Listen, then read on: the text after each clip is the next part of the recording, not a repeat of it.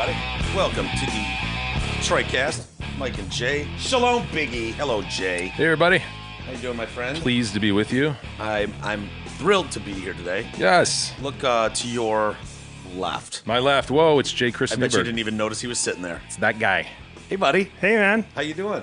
I'm good. Welcome home. Thanks for having me. Oh, I'd have it no other way. Yeah, I Got- feel as if it was completely free of choice, and I was like, you just invited me, and I was super excited to do this. Yeah, I'm super excited anytime you're in town, man. And it's going to be, you got a busy week. I do. Yeah, It's a busy was- day so much. Today's pretty busy. Yeah. I noticed Darren McCarty's already here. He's in the pool right now. He's coming early to do as a he show. should be. As Yeah. he should be. Did Right? he bring his own flotation device again? No, he just left it here. Yeah. So he did. Troy's like, man, I'm looking out the door. I'm like, who just fucking pulled up? He says, I see D-Mac get out of his car and then grab a giant raft and just go sauntering into the backyard. So yeah, that's how he is. That's great. I know. So he's here. They're doing a grind time early today because Chris Newberg's here. So special early start because you got to get over to Ridley's. Yeah. Yeah, you excited? I'm pretty excited. Yeah? Yeah, I'm pretty excited. I was like, Looks like it. You're buried in your phone. What I'm are you trying to find texting out right the name of that dude so I don't look like a dick. I mean, You come look like on. a bigger dick buried in your phone. Yeah, No. I'd say he does. Yeah, Dick. I'm you with know Mike what? on Fine. this one. Then I'm going to dance around Hey, it. When do it you comes know to, Stephen Lynch? You're such a cock. Yeah, I do. I know. I don't know Steven. I've worked with someone who wrote songs with him, and I'm drawing because that name is Yeah. Who would that be? a great friend. I want to say it's Mark, but I don't think it is. Oh, I think you're right. I know who you're talking about. He's this great actor. He's this incredible singer. Yep. I don't know if it's Mark or It is Mark. maybe Mark with a C. Maybe Mark with a C. don't Yes. know. I don't think he's in state anymore. He's in California. Oh, he is. Yeah. He landed a commercial for something. I saw him all over TV. He sings on the Craig Christ song with him. Yeah. And he sang "I Truly Want to F the Ass Out of Your Sister." He Yes. was the other guy. Yes. And he sang on White Trash Girlfriend and like 3 other songs on my record. And only because I'm so tired, I can't. I've like talked to so many people today. I don't remember. I feel like if I saw him, I'd be like, and it's like Mark. Yes. No, you're absolutely right because I know the guy. Yeah. And I remember him. Short guy, baldish. Yes, You yeah, would yeah, never for think sure. he could sing, and he Yeah. sings better than anyone. Yeah, he's got it. Well, Steven's got an amazing voice. He sings better than Steven. You think so? Oh yeah, he's great, and they harmonize like little annoying, Yeah. fantastically talented birds. The reason I was asking is Stephen Lynch just dropped his new album. Yeah, I know. Beat me. I'm number 2, and then I beat him this week. He's 5.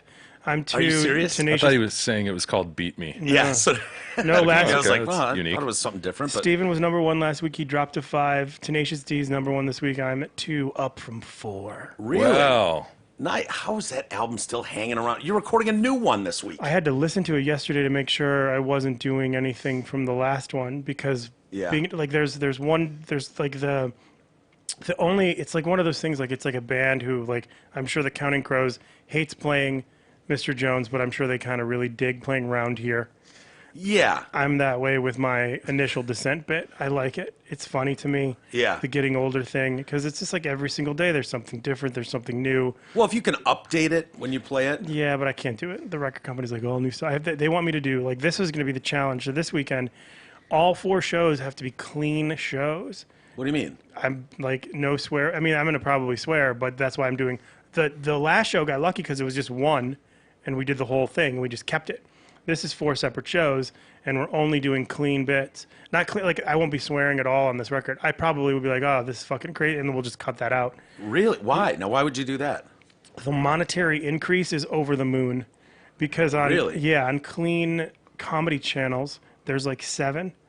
Without that there's like 2. There's basically Raw Dog and like Yeah. comedy something. USA or something? Yeah. Yeah. But So why Without- couldn't they just take track 2, 3, 4, and 5 where there's no swearing and just air those bits and then you've got other tracks? nope, it's not how they do it. Really? Yeah, because it's the brand of those networks or those channels that they don't want to say we led you to believe that track 2 was great, track 3 was great, but oh, he talks about his dick being buried in pudding on track 6, and that's not us. So if you're at Ridley's this weekend and you hear you talking about your dick being buried in pudding, Pudding, you that's- know yeah. that this part is not going to be. It's going to be an extra. So is that how these live comedy albums usually work, though, where you'll do 3 or 4 shows and they'll chop them up and Edit them together. You know, it's so weird because the first 3 records I did, I legit recorded studio songs, like just funny comedy songs, and then released it like an album. And then I realized the novelty. I blame thinking that was a good idea on Drew Lane. Yeah. Because he had like the Looney Tune thing, and I remember, I'll never forget the fact that I went out one night and I had gigs, and I got just like drunker. You know, you get like 20s drunk or like early 30s drunk, and Or mid 40s drunk. yeah, 40, yeah.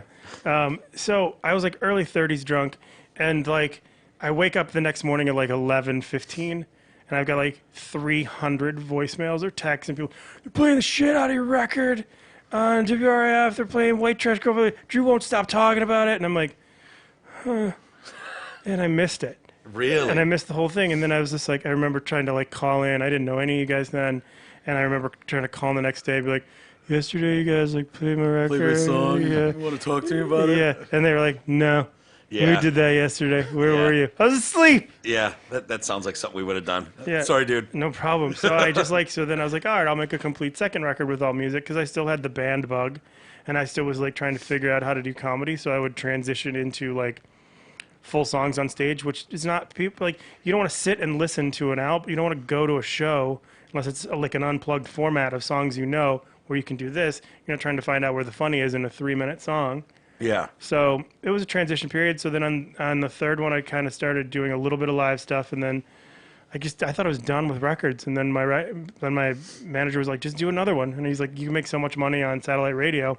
And I was like, okay. Really? So then I just did it, and Can you make money off an album just, you know, it sells well or it's on Billboard charts? Yeah, like, yeah. Like, I know back in the day it would be however many units and you get X percentage, but I know it's totally different in the digital world. digital world, it's crazy. Like an album has to be streamed 13 times, like in full, cover to cover, for it to be considered a sale of one time.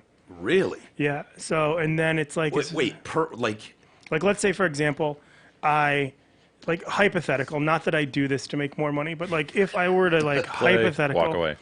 yeah, like let's say I were to put my album on repeat and go to sleep, it would play 14 times, Really? and that would be, Someone's done the math. and then that would be the equivalent of a $9 sale. And then of that $9, the record company gets their 20%. My manager gets his 10, and I would make $7. So technically, I would make $7 to go to sleep. Why didn't you tell Really? us this, man? Yeah, I had my I- phone running all night for you, man. Yeah. Yeah, I mean, so if everybody listening right now Yeah, just played my album were to on go to repeat.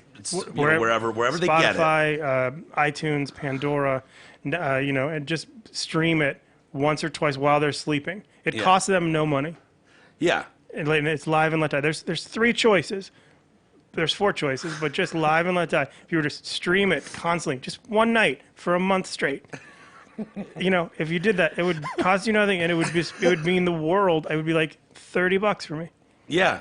No, I think Might as well. I'll do it tonight. Yeah. Sure, absolutely. Absolutely, dude. That's hilarious. I listen to I watch Netflix on my phone. When I That sleep helps out. me. Thanks. Oh, does it? No, Yeah, you need to do a Netflix special. it's, There you go. it's if it were that easy, Yeah. you know. Well, they were giving everybody a special for a while. Oh, Is it that's really just- hard? That hurts. Yeah. What do you mean? Is it hard? Of course, it's hard. Well, there's so many shitty specials on there. Well, first off, your words, not mine. Second of all, I mean, I think that there's a huge push now for diversity.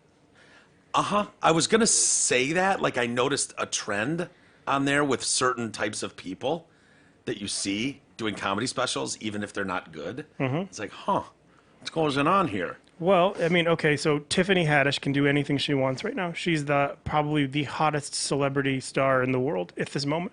She can do anything. She decides, she goes to Netflix and she says, hey, Netflix, I have 6 friends who absolutely probably don't have an hour. I want to give them each an hour special, and I'm going to promote it. And Netflix goes, absolutely. Really? And I didn't see one of the specials, and I've heard only good things about all. But of the 6 people who I've seen, April Macy 100% should have a special. She's a fucking killer. Yeah. Ida Rodriguez, she's a killer. She should have a special. Shantae Wayans is good. She's Yeah. good. I don't know if Okay. she should have an hour. She's good, and I don't know who the other three are, and they could be great and they could not be great. But like, you've got like, what's Netflix gonna say? No. Yeah, no, of course not. It's like, remember when Kid Rock got signed and he's like, hey Lava, give the Howling Diablos a deal, and Lava's like, all right, Yeah. and then you just don't, whether it gets pushed or it goes through. Who's deciding that? Like, I mean, I'm assuming based on this conversation, you've attempted to talk to Netflix or your manager has. My manager Justin has, and like it's I'm a 49-year-old white dude. Yeah. I'm a white dude, and I'm not Bert Kreischer. Like, I don't take my shirt off. Yeah, I don't yeah. have a big, huge, thick beard and live with my comedy wife like Segura. Yeah. You You know, do so- have a unique hair pattern on your legs, though, which we I can can't- get to later. Yeah, I don't know why I've never been able to grow hair in my calves. Really? Yeah, So that's That's something Lends some interesting. I mean, diversity. yeah. yeah. I I mean, think, yeah. worth a Netflix special, a probably. mention. Yeah, I think mean, so. Yeah, no one's gonna see it otherwise. No, I was watching and Whitney I'll Cummings. call it Calf the Battle. Right there, Calf the Battle. Did you just make Man. that up on the spot? I did. So funny. Whitney Cummings' new special. You watched it? Yeah, have you seen it? I have not. Do you like Whitney? I think she's a very pretty woman who can write very well. Yeah. And I think she's very smart and she's very intelligent. My experiences with her back in the day when we were coming up, she wasn't the friendliest because I had a musical instrument. So she was like, I didn't come across as very traditional to her. Yeah. I worked with her on one Toyota commercial. It was right before she got that movie with Patrick Dempsey and someone else where she was one of the bridesmaids. All I've heard, to answer you, I heard a really great story about Whitney, and I can tell you that if I met her, if I talked to her again, I'd try to be friendly. Yeah. I don't necessarily, all I remember is like, a year or two of hanging out in the same, trying to open mics as she was, and she excelled much quicker than I did because she's really good at networking. She's also very smart. She graduated from Penn, I think. yeah. I remember this story. We used to have the same manager, this guy named Barry Katz, who was the guy who got Chappelle his $50 million, who's also the reason Chappelle quit and just moved to Africa. Really? Yeah, he's just like a crazy dude. He used to represent Dane. He used to represent Jay Moore. All these huge people. Yeah. Barry was good. Is there a movie been made on him or something? No, he's got a huge podcast. He does. Okay, that's where I've seen him. Yeah, he motherfucker can talk. Like he Really? just like talks, and he's charming, and he's likable, and he's smart, and he's great. But as a manager, he's not the greatest manager. But I mean, this is nothing that I haven't said to him to his Yeah. face. He managed me for 6 years. Yeah. As a person, he's wonderful to talk to. As a manager, he's horrible. He'll call you at 3:30 in the morning, want to talk to you for an hour. And you're like, what? I'm asleep. How bad do you want it? I don't know. Not as bad as I want to sleep. But anyways, he tells me this story of how about when Whitney sold Whitney, she was in NBC, and she had already written the pilot. So she had it Was pre-written. that the show with Chris D'Elia? Yeah, and she also That was a decent show. she was the person who was responsible for getting D'Elia the part. She sat with him for like 2 days, kept running the lines and made it perfect. Yeah. And she like got him to the point where she's like she pushed him to where he is. Really? Yeah. In addition to that, so she goes in there to this NBC meeting, and she's with Barry, and the guy comes in, and the guy who she's supposed to pitch the show to, and she says, he goes, "I'll be right back." And she grabbed his hand to shake his hand. She held his hand, and she said, "Wow, aren't you a member of Hitler's master race?" And I guess it was just a very attractive, effeminate blonde dude. And the guy was like shocked. And Barry, when he was telling me the story, he was like, she sold the pilot there. It didn't even matter. Really? He said they left the room with like a $70,000 check.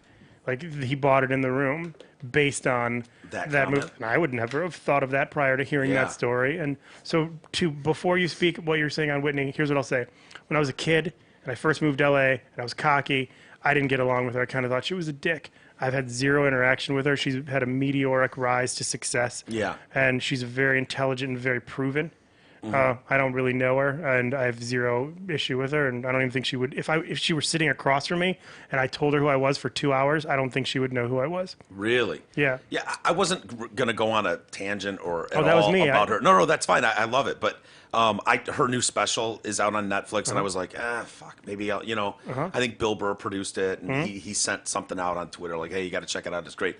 And my fear anytime a comic nowadays drops a special, okay, is this just going to be an anti-Trump rant or, Yeah. big politics-driven shit? She's too smart for that. Yeah, and she didn't mention politics once, and it's really good. I mean, it's really good. She's a great writer. Yeah. I think her and problem. it's different. If you watch it, you'll know what I mean. I don't want to give it away, but it's really different, and it's just good. I think her problem, and when I say her problem, I mean she has millions of dollars Yeah. from Two Broke Girls and like the syndication from that, meaning she has no problem.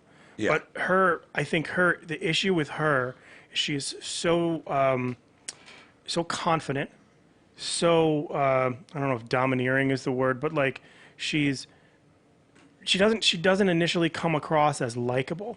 Mm-hmm. When she was on Whitney, she's not really likable. Is she tall? She looks really tall to me. She's tall. She's thin. She's a beautiful woman. Yeah, She's yeah. really smart, and she comes across very like unlikable. Like you don't root for her. Mm. But like, why would you? She scored at everything that you've wanted to score at Yeah. before she was 30. Yeah. And it's this like major syndication on her own TV show, best friends with Chelsea when Chelsea was huge. All of these different comedy specials. It's just like, I don't think people bought it. It's like, what's the difference between her and little Pepe from America's Got Talent who can, make bells vibrate with his anus? He lives in a corn cob house, and his dad died on the way there. Yeah. And Whitney's just like, oh, I went to Penn and I wrote this thing and it sold. And then I hung out with Michael Patrick King. I get the feeling that you're a little bit irritated at the fact that it's really, really hard to sell something to a network and get it on, and it appears maybe it was kind of easy for her. I don't know if I'm irritated. It's just that it's like that's life. That's situations. But that town you're in is brutal. Oh, it's horrifying. People have no idea. Like when you were, I was listening to your podcast. Great podcast. I absolutely love it. Heroin has a great publicist, and you were talking about writing a script for a show. I think it was you. I hope it was you. And the level of please let it not be me. It was you and another guy, and you guys were talking about like how when you write it, like how you have to think, like everything. Like people don't realize the detail that goes into writing a TV show pilot. This character looks that way, and the plant is over here, and like all the detail. Do you know what I'm talking about? Yeah, I mean it's painstakingly. I mean it's much harder writing. I don't know that I will ever. I will never work with asshole people again. Like it's like something that's like I'm too sensitive for it, which is ridiculous. But like I don't. If you hire me and you want to pay me, I'm going to bust my ass to give you what you are asking for until I give it to you. But if we're collaborating on something together and it's like mutual creative aspects and you're just like, you don't communicate, it's so difficult. Like, I mean, I could read you some of the text messages from me and this dude, but I don't want to because it hasn't sold yet. But like going back and forth, it's like, I'll get this text message at like 3 o'clock in the morning. And let's just say it's like, all right, what if there's 2 albino tigers? One of them's jerking the other one off while the other one smokes cigarettes through a filter. And I'm just like, oh, that's pretty cool. And then I'm like, what if they're at a movie? ? And he's like, why the fuck would they be at a movie? That's absurd. No one would ever be at a movie and fucking smoking through a cigarette filter. Oh, but they're albino tigers jerking each other off without hands and thumbs. It's not the point. You're suspending reality to create a truth. All right, then they're at a movie theater. Fuck you, stupid. You're kidding me. It's like one of those things, but like that's a specific person, and like when like in the collaborative area, it's just like it's just a tricky thing. But no, I'm not bitter about anyone's success. I mean, like it is so difficult. You guys have a killer podcast. You guys have a great relationship. You have an army of followers, and I know for a fact that there's podcasts that are bigger than yours, that you're better than. That secretly once in a while you're like, that's cool. Yeah. I don't know if it's that much of a secret on my end. Yeah. No, it's very frustrating. Sure, that's the best word. And it's not. I'm like you. Like, hey, man, other people are successful. They've got great shows. They've got their audience, but they've figured out somehow how to market it better or get their arm above the sea of other arms going, look at me, look at me. But it's terribly frustrating because it's like, I know our show is better than a lot of shows out great. there. You know what I mean? Like, I have no doubt about that. Yeah. But how do you do it? And on your, in Hollywood, I mean, you walk around and every waitress is brilliant. You know what I mean? Like, is a great actress and gorgeous. And Yeah, I mean, and- it's a weird town and a weird job. It's got to be frustrating for you. well, being competitive is a strange place to live. Like, well, not competitive. Like, being envious is a strange town to reside because it's such a purposeless approach. Like, you can't do anything about it. There's no possible way. Like, okay, so I was having a conversation with my manager, and he represents this guy named Ryan Sickler. Ryan Sickler is a hilarious comedian. He is a television producer, and he's had a lot of success. So he and I both started podcasts at the same time. So Justin's like checking in with me, like on analytics, seeing what's going on, and the analytics in itself, through my conversations with you and my conversations with you, it's the most mind-numbingly horrifying experience Yeah. to see your reaction and appreciation on paper. Like, Right. if you tell Yeah. a joke and no one laughs, that's fine. No one laughed. But if you tell a joke, no one laughs, and then you get an email that says 1,734 people laughed at the joke you told before that. No one laughed at this joke. No Yeah. one. And you're just looking at so I can't do it. it's hard. You can't. If it's impossible. I never looked at numbers at Riff. I just couldn't do it. Because you can chase those things. What were you guys doing Wednesday at 7:15 in the morning? You Yeah. need to do more of that. It's like, I don't know, Right. man. Nothing's pre-planned. It's all, Yeah. for whatever reason. And so I can't stand doing that. And I imagine for someone like you, that would be awful. Well, I mean, it's like it's more comical because it's like I genuinely, more than anything, do appreciate. I do appreciate the opportunity. I do really enjoy doing it. It is fun for me. Yeah. I love it. It's sincere. I love talking to you about business stuff. Pointing to Jay. Yeah, speaking For the record. Yeah, and Let's be clear. He's not talking business stuff with me. so I was talking to my manager, and so Ryan and I start this separate podcast at the same time. So I tell Justin, I'm like, oh my gosh, we had, and it's a really hysterical chain of events.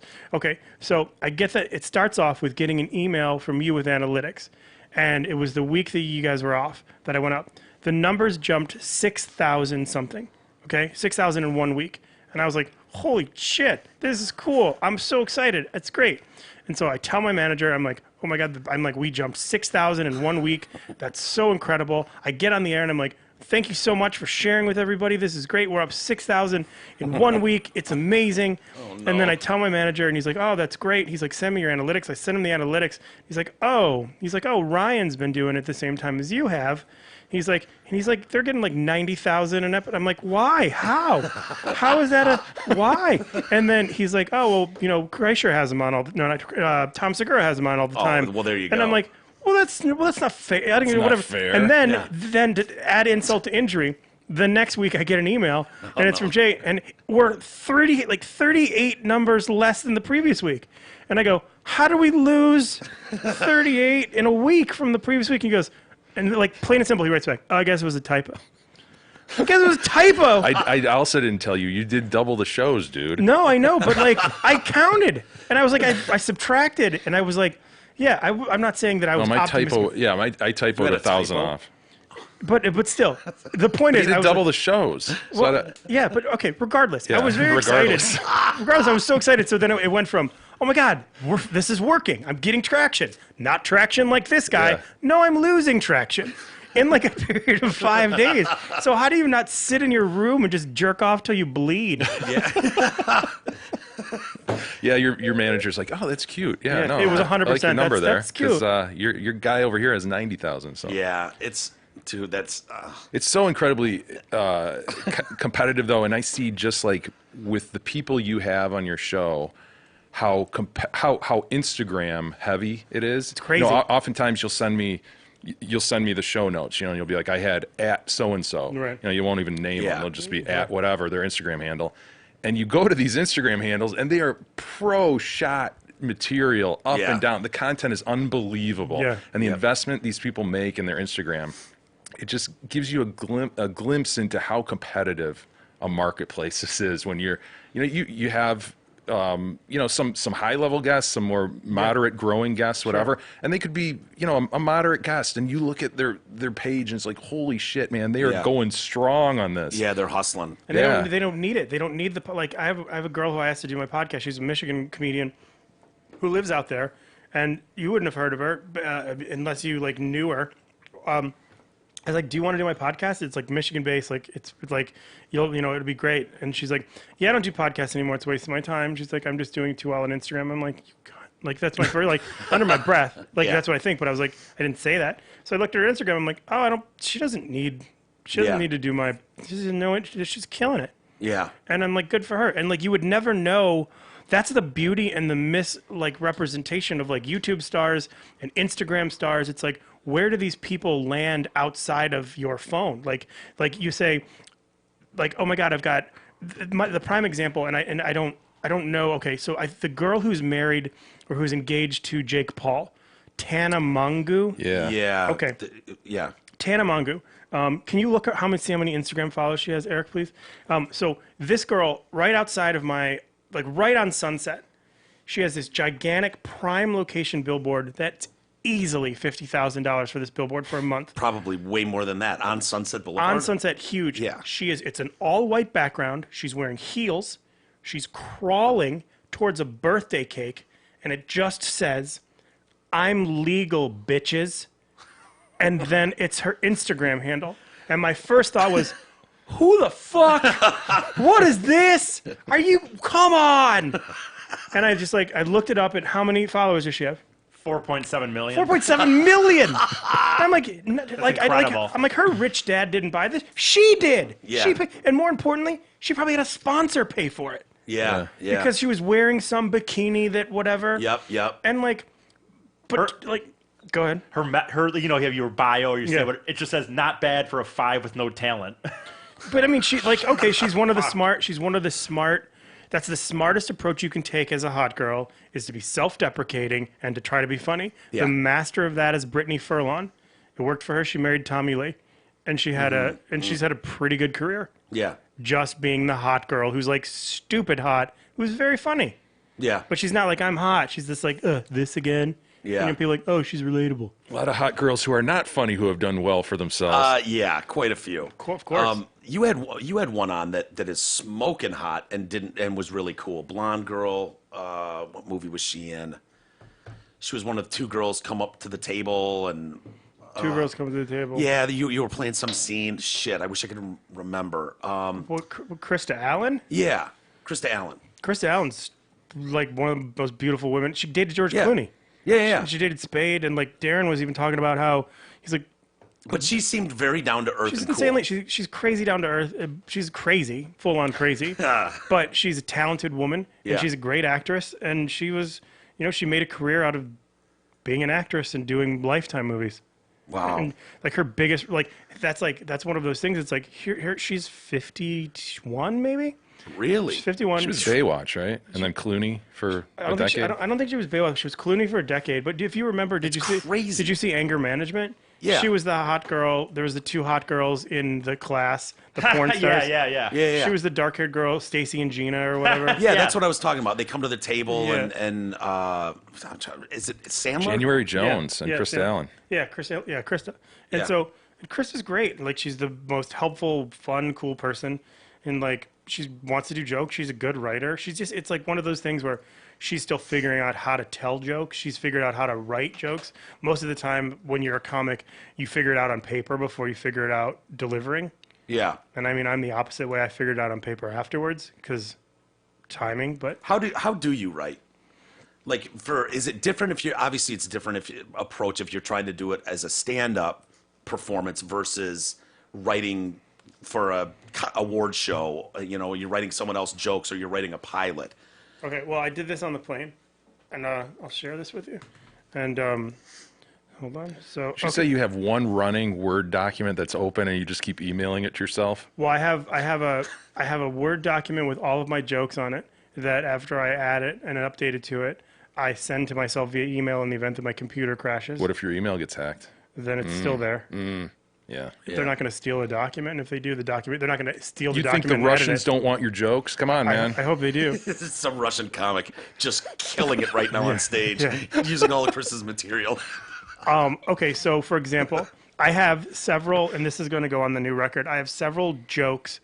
Like I sent my set to my manager Justin, and Justin was like, "You have too many black jokes." And I go, "What do you mean?" And he goes, "There's too many black jokes throughout the set that are not connected." And then he goes, "You need to get rid of all of those." And I was like, "Absolutely not." And he's like, "You're not going to," he goes, "You're going to come across like a racist idiot." I'm like, "I'm not a racist idiot." I'm like, "I grew up in Detroit. I'm familiar with black culture. I celebrate it equally as other stuff. I'm familiar with it. I'm all about it. I appreciate it. There's things there to be poked fun at. Yeah. It's not mean-spirited." He goes, "You need to write it up better." He goes, "You can't just do this joke here, this joke here, this joke here." He goes, "It sounds like you have a hang-up." So I was like, all right, challenge accepted. So I sat down and I broke down all of the reasons that I write and have a collection of black jokes. And it's basically, I'm like, I grew up in the suburbs of Detroit, but I'm familiar with downtown Detroit. I'm familiar with 313 culture, Motown, jazz, Cass Corridor, Wayne State. And this is the joke I threw in. We've had, like, being in Michigan, we've had epic sports team runs, like the '84 Detroit Tigers, the 1989-90 Bad Boys, 2002, 2008, and when I list the 4 Red Wings. And I go, and also, the Lions play here. Like, you know, so it's like you set it up that way, but then I go back to the whole, and I'm not doing it like I would do it on stage now, but then I go back to all the black thing, and then I just say, so that said, we're now living in a society where everyone is sensitive and whatever. I have these jokes, so I'm now going to do, in this section I like to call black jokes a white dude wrote that can no longer tell because people are too sensitive, and then I just tell my 6 black jokes, and that's going to be a whole bit, and Yeah. but like, it doesn't work without me setting up Yeah. the whole thing before. And to Justin's brain. So what is that this is why I'm allowed to tell these? I'm not a racist is basically what the setup there. I'm not saying I'm not a racist because, I mean, in many people's eyes, maybe I am because I just said black a few times. Yeah. But I am He's not. deflecting from the hang-up aspect of it. I see what Justin's saying. Like, if you intersperse those throughout your set, people will be like, something's up with this guy. Why does Yeah. he keep coming back to this? 100%. So that's why he's just like, so I set it up and I'm just like, I've never been like, it's never been like one of those things where it's like, I've never had a fear of, you know, black people or another race. It's like, I remember vividly finding humor in the situations surrounding the tension. Like, I remember I was like 1988 or something, or 89. I was driving downtown. I was with my friend Adrian Cole from Losser, who ended up being a doctor or whatever, and she was older than me. It was her, me, and her friend Dee Dee. We're driving downtown in her Ford Topaz or whatever. And we're driving back home. It'd be Mercury Topaz Mercury Ford Tempo. Yes. Yeah. Thank you, Jay. I'm sorry. You know what? I'm going to go. I'm going to go. And so we're driving back home, and this guy, this black dude with like a gun pulls up next to us, and he rolls down the window, and he's like, "What you all afraid of?" He's like, "We ain't going to bite you." And I was just like, and all I could think was, well, first off, we're not afraid. And second of all, you're holding a gun, and you made us roll the window down. And like, if you were wearing headgear, you know what I mean? I would not be afraid, and I would have a different face on other than Headgear. black Like dude. orthodontic headgear. Yeah. Yeah. Okay. Yeah, and like makes us roll down the window with a gun asking me why we're afraid. I think you have the answer to your question. Like, Yeah. I mean, I think we're very trusting. holding the answer, And that's we for sure. and we rolled down the window. Yeah. We rolled down the window. We're not that afraid. Also, we're cruising at 45 miles an hour, so the odds of you hitting us with the gun pretty slim. Yeah. But Yeah. at the same time, it's just like my friends were shook, and they're like, you know, and messed up. I just like, I don't see it. Like, any black comic can make fun of white comics. Sure. And that's great. I'm not going to be like, I should be able to say the N-word. That's ridiculous. I would never even think that, and it's embarrassing for anyone who suggests such a thing.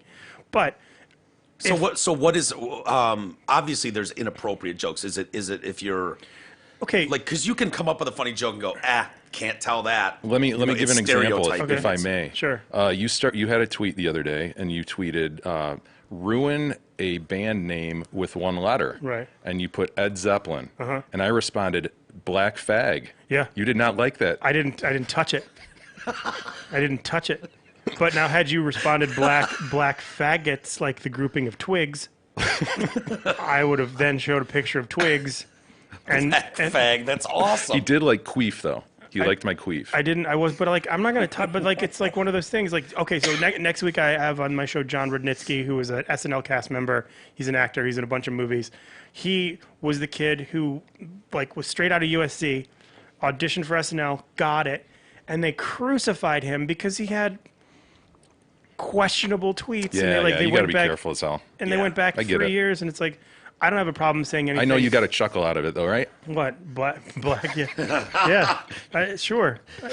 Funny's funny. Yeah, funny's funny. I know Anthony Cumia got kicked off Twitter numerous times, and one of his, I'm like, okay, it's fucking, yep, you're gonna get kicked off Twitter probably for that, but it's funny. I can't help it. It was something about there was a swarm of bees that were attacking people in Central Park, and he was like, oh, I didn't know something about.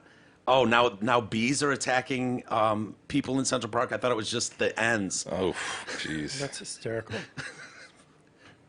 It is. It's funny. It's But- horrifying. Like a group of comics sitting down, not writing, could say that, and everyone would laugh. Yeah. Everyone would laugh. Yeah. A group of a comic writing that, or someone writing that, and then having like, Pam from Clarkston seeing that after she just put her kids to bed. She's gonna be like, "Oh no, Ow. offended." So how I imagine, and I love this because Jerry Seinfeld's one of the cleanest comics out there. But watching him and hearing him talk on comedians in cars getting coffee, he's talked a lot about how behind the scenes, some of the most horrible shit ever is being said, like between him and his buddies and comedy writers. Like, I think he's a mean motherfucker. Did you watch Yeah. did you watch the episode with him and Bobcat Goldthwait? Him and that woman. There's a comedy writer who's friends with Bobcat, and he spends the whole episode just destroying Bobcat. He doesn't they bleep his name out, Really? but you Oh. can see him say it, I did see that where they sit. and he just tears because Bobcat has called him on his shit constantly. Yeah, Bobcat's great, by the way. Yeah, he's Super nice guy. and Seinfeld can't stand him. He's like, "You're not fucking funny, Bobcat. You're whatever." Bobcat's like, "I don't give a fuck. I don't Yeah. care." Bobcat's like, "You're creepy. You stole someone's wife when they were on he's like, She you was, like, fuck- 17 Yeah, at he's the like, time "You or fuck little girls. You're Yeah. creepy as fuck." I would bet Seinfeld is a mean person. yeah, I can't. He doesn't come off as very approachable. I mean, I've been in the green room with him a couple of times, and I think I stand by saying he's one of the greatest joke writers I've ever heard in my life. As far as process, I can't tell you one of his jokes that's funny, but I'm not saying he's unfunny. He's another one of those people who has hundreds of millions of dollars for being fantastic at what he does. Yeah. I watched his special. I was like, this is one of the greatest joke writers I've ever seen in my life. This is one of the best specials I've ever done. Every joke is lean. Which one? His most recent one, the one yeah. going back or whatever. I've never liked his stand-up. I haven't either. I've never liked Jerry Seinfeld's stand-up. I thought like- the show was brilliant. Seinfeld. I don't like the Patriots, but Brady's the best. Yeah, right. And it's just like I don't like I would never pay to see Seinfeld. I don't watch his shows. I was not obsessed with it back in the day. I think it's like same thing with Larry David. It's just not. There's something. Oh, I love Larry. The high register whining boy. I Yeah. can't do it. I love Larry David. Okay. But so do you watch comedy specials? Do you Yeah. like some comics don't want to do that. They don't want to get it they don't want to plagiarize steal someone's shit inadvertently. That's dumb, and you should watch other comics. Yeah, I don't like I comedy, wasn't guys. talking about I don't know, E, man. but I know Aren't other you doing comics that say it. comedy tonight, Eric? No one's told me that. I and told you like haven't- 10 times, you Yes, dummy. you are. No, You're doing. Why are you so dumb, you dummy? Yeah. Well, yeah. You're doing. no, 10 that's whatever. You're But doing. that, Well, okay. I'm asking you right now. Would you like to do 10 minutes this evening? yes, I haven't been on stage in 2 months. But, Okay. Well, then I just promised people, and like 400 people responded that they're excited that you're doing Yeah. 10 minutes. I don't know. But when you're Yes, he'll do 10 minutes, and I told you that forever. Yeah, yeah, and I So- told you when you asked me in the show, I said, dude, I haven't done it in 2 months. I'd feel weird. Don't but- feel weird. Here's how it's Okay. gonna go. Here's how it's gonna go. Michelle's gonna introduce me. I'm gonna come out. I'm gonna do some stuff. I'm gonna bring Darren out, and then you out for a little bit. Then that's the show. And then we're gonna take a little break. And then Eric's gonna start. You're gonna do stand up, and then I'm gonna do stand up. And then Darren, then Raj Sharma is gonna do stand up, and because he's my middle for this week. Okay. And then I'm going to do it. And if Darren wants to, cool. If he doesn't, cool. But like, I would Yeah. love if you do 10 minutes. If you're uncomfortable, I'd love if you did 5. I don't. Yeah, fine, whatever. One knock but- knock jokey. One. If you don't want to do it, Something? I don't want to make you do it. That's horrible. I don't know. It's. I just feel like I don't know. I haven't been on stage in 2 months, but maybe. But I'd go back to what you saying about watching comedy. I don't know, man. Maybe I'm not a good quote unquote comic. I like to get in front of people. I have an attention need for attention. I like making people laugh, but I don't fucking watch comedy at all. So what a great opportunity tonight to get on stage in front know. of people Yeah, I know. who you need to make laugh and make laugh. I know. And then tonight's an opportunity. So you just kind of backed yourself into a corner. So Eric's on the show tonight, everybody. Very good. So why do you say it's important for comics to watch other comics? Because they're like people who are older than you are better. You know what I mean? Like they've done it already. They've had more time. It's like I won't watch too many young comics because I see a lot of mistakes and things I don't do anymore. Yeah. But What are examples of mistakes that young comics are making? their delivery, their eagerness, their timing is always rushed, and it's always just like it's not always. Plus, it's like a lot of the comedy now is so overwhelmingly politically correct. Yeah. Or it's shock. It's political correctness or shockness to the point where it's like you can't really laugh and be like, "Oh my god, that's hilarious." You're like, "Oh fuck." Mm-hmm. I don't know if that's laughter, but if you like watch the efforts and the smoothness of like comics in the day, like Pryor is just like Pryor would like Chappelle is Pryor. Yeah. I mean, they're the same. It's the same level of comfort, the same level of smoothness. The timing, it's just in the pocket. Yeah. When someone's in the pocket. Even Cosby, man. Cosby was so good. Yeah. I mean, sure, off stage you can say whatever you want, but like he was so good, and like I'm so excited to see what Eddie Murphy does. Oh, I know. So excited. Yeah. And he's been gone for 20 plus years, at least 30 years. Yeah. And he's going to try and make that comeback. And I loved, did you see him on Jerry Seinfeld? Yeah, he was show? great.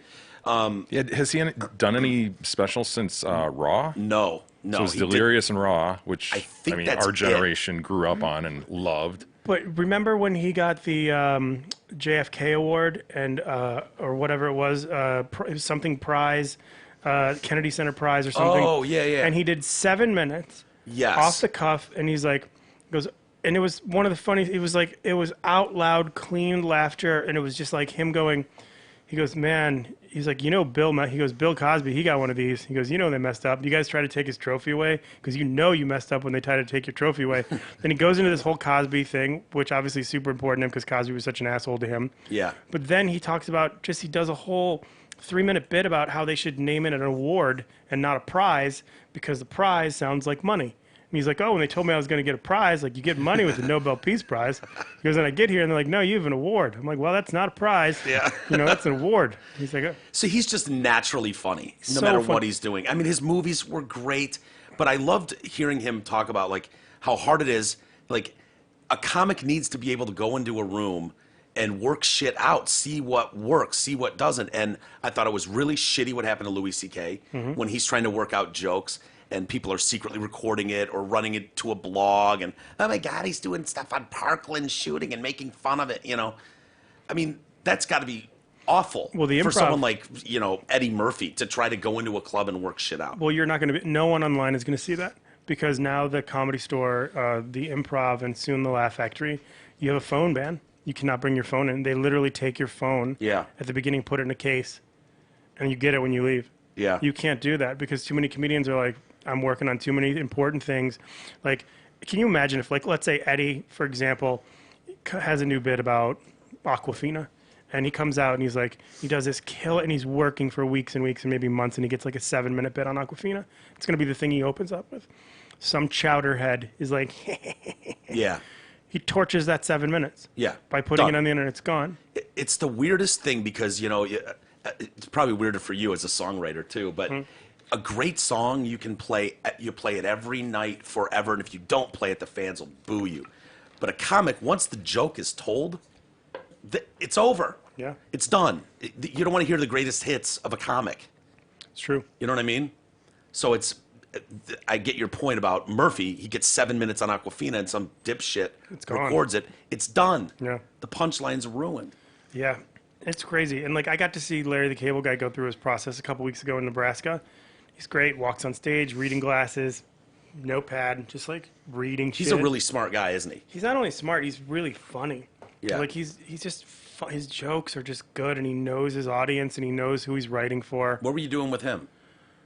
I got booked to play the Nebraska Funny Bone, and when they picked me up, the owner or the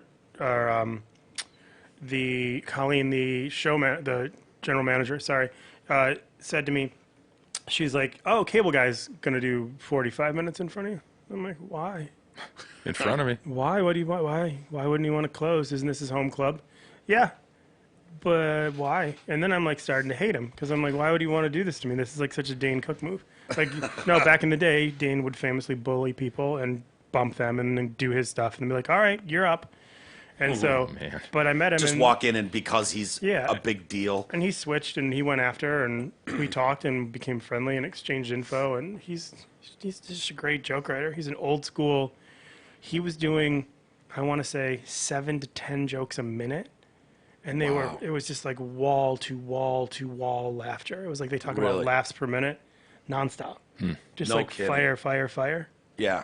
Who do you think are the best out there? Go ahead, Jay. I know you want to do it. Yeah, real quick. Hey, you have an annual physical to make sure you're healthy. What do you do each year to make sure that you remain financially fit? Our friend Mark Leibovitz at LPL Financial specializes in thoughtful and objective investment guidance designed to keep your finances in shape. So call him today, 248-626-2000.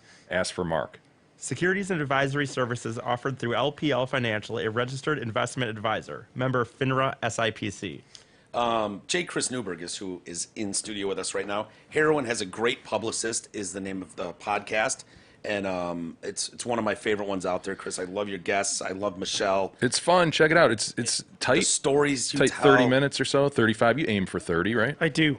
Yeah. And I want more. There's a lot of times where I'm like, no, you don't have to wrap it up. You get into the rapid fire questions because you get, you've got someone, you got a whole list of shit you want to ask them, but you only get 2 questions in. Right. And I'm like, no, just keep going. But I like the format. It is good. It makes it easy to just bang it out on a quick drive or at home. It's easy. But you're going to be live at Ridley's Comedy Club in Royal Oak tonight. Yeah. Doing a recording of the podcast. Yeah. It's going to be a lot of fun. I'll be there. Isis will be there. Darren McCarty will be there. Michelle Dion. Yep. Very, very sexy Michelle Dion will be there. Yeah. You're going to do some stand-up mixed in there Yeah. and do a recording of the whole thing. So that's tonight. You can get tickets at comedycastle.com, 248-542-9900. I know a lot of you guys will be out there, and I look forward to seeing everybody. It should be a really good time. And then you're there for the remainder of the weekend, Recording the record. recording the record. Yeah. And does that come with a lot more challenges than just doing a regular? Or is it just a challenge for Travis Bully? Hot Isis. Well, it's one of those things where it's like, if I try to old school me, I have a lot of stuff on my brain constantly. If I try to worry about this weekend today, I'm in trouble. And it feels a lot like those old, ridiculous football coach interviews from the Big Ten back in the day. You got Ohio State coming up. Yeah, Ohio State's going to be a big game, but this week we got Indiana. So we're going to go with Indiana this week, and we're going to worry about Ohio State next week. Yeah. And at the time, you're like, shut your mouth. You're not worried about Indiana, you douche. Yeah. And then, It's all about Ohio State. right. So that said, I am thinking about my sets tomorrow and the next day. I was on the plane, and then I was just like, I want to focus on today. Yeah. Because today is going to be like, I did the deep dive on Darren, and then I just wanted it to not make it all about him because he has so many channels through his own. Yeah. I wanted to try to do different questions on him. And then I wanted to talk about how, today's topic is the thing that is fucked that everybody, does anyways, is focuses on the importance of coming home.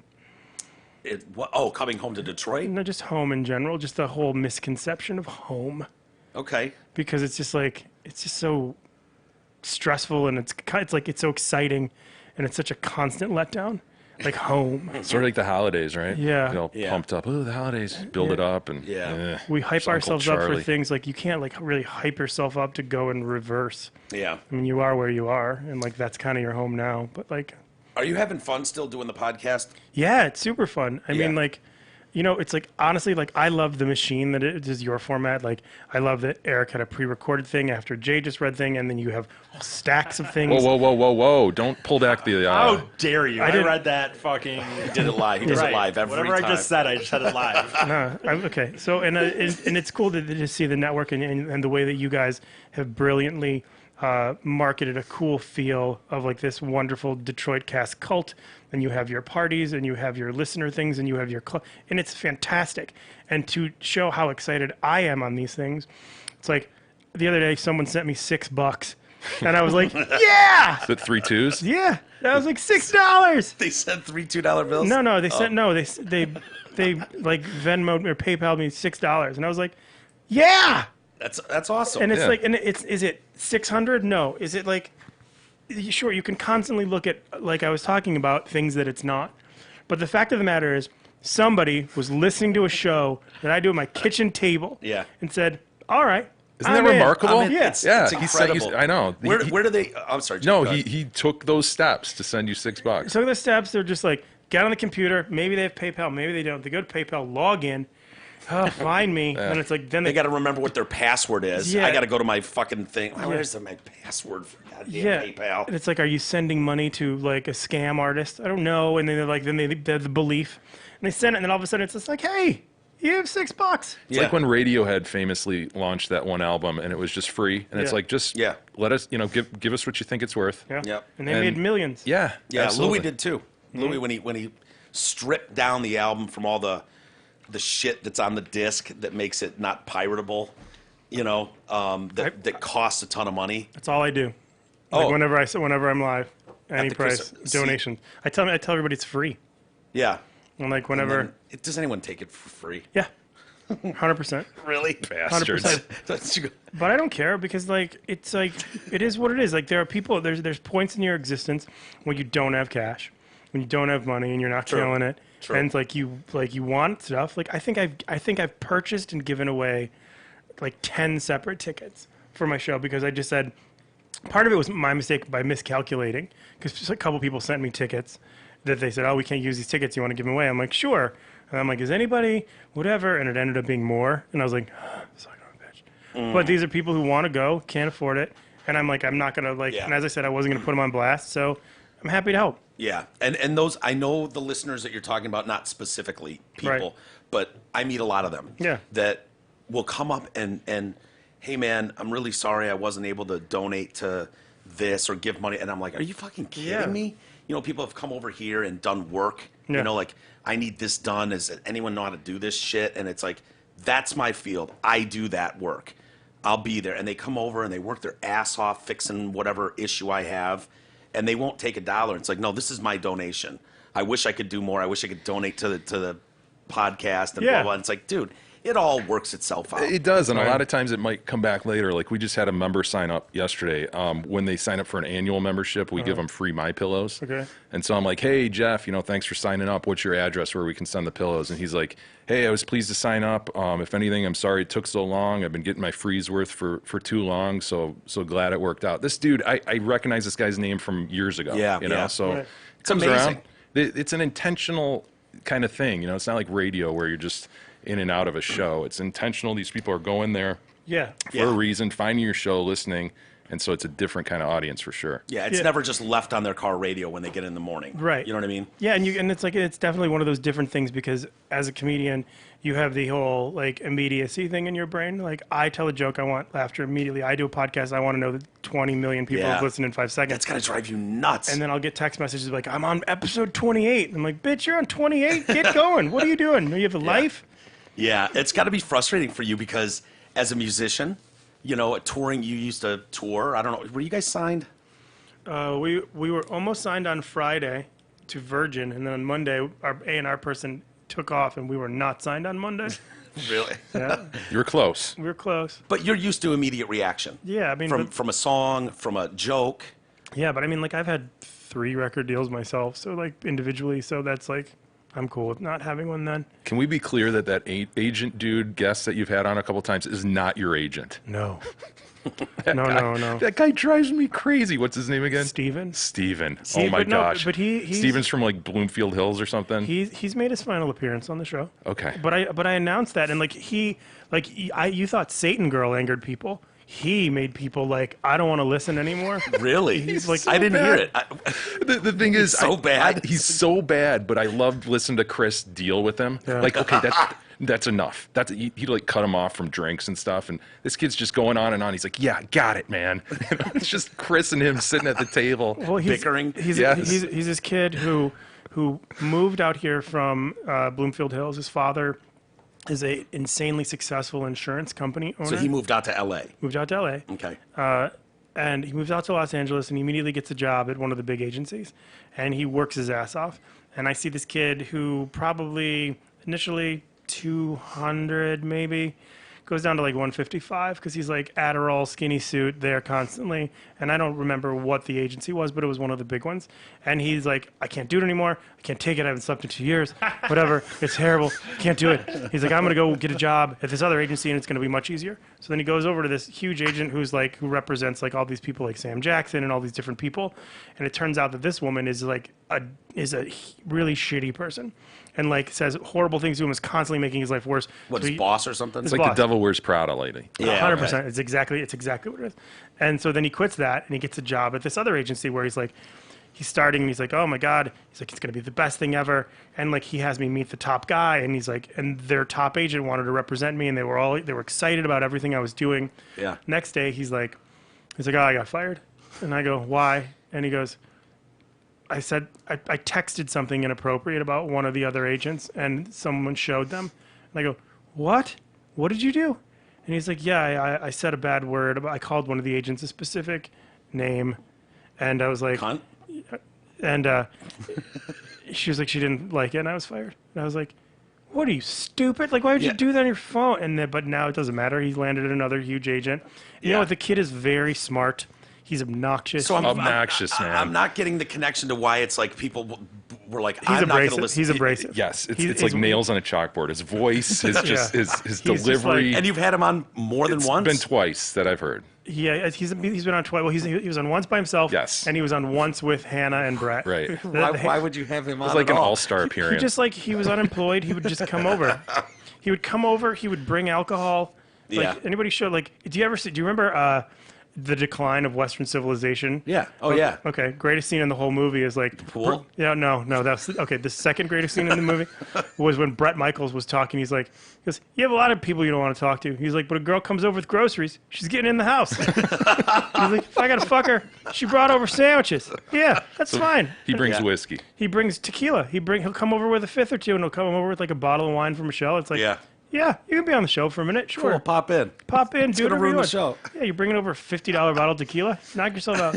And what's the bar that you're always pulling people from? The Den. The Den, yeah. Oh, the Den's cool. It's a great little spot. Den's cool, and And they know Chris really well. It's Sounds like it, yeah. I'm like, yeah, I'll get the next round. I go up to the bar and I'm like, yeah, I'm with Chris Newberg over there. They're like, got it. They know exactly what to make. You know, he's like, It's either sad or it's easy." cool. He's like, I'm like, well, what do you have? He's like, just point to me. They'll know what to do. He's like, it's easier than explaining what my drink. I'm like, all right, Gotcha. yeah. So it's right down the block. Right down the block. Walk Jay's ready there. to rock another announcement. I see Yes, it. sir. Hey, Why speaking don't you have Newberg do it? Make speaking him of work. drinks, Oh, I have to read. Which is it? This one? Maybe you could sing it. Can you play your guitar and Yeah, sing I it? can do this. Is that okay? sure. Hell yeah. This is the Twin Peaks one. Yeah. Where's my guitar pick? You've been fiddling with it for an hour. I have not seen this ad before. I know. I just handed it to him for the record. Okay, hold on. He's been practicing this backstage.